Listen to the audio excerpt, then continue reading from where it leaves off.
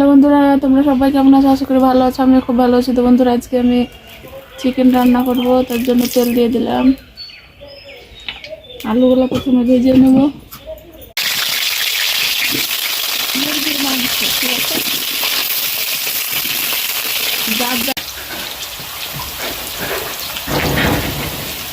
তারপর মুরগির মাংসটা ধোয়া হয়ে গেছে। এবার ওর সঙ্গে দিয়ে দেবো। আলুগুলো ভাজা হয়ে গেছে, পেঁয়াজও ভাজা হয়ে গেছে, একসঙ্গে ভাজবো।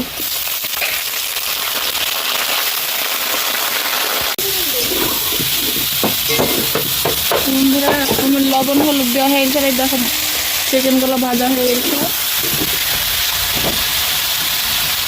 এবার দেবো আদা রসুন বাটা, শুকনো লঙ্কা বাটা। বন্ধুরা, এই তো আমার মশলাটা কষানো হয়ে গেছে। এবার পানি দিয়ে দেবো।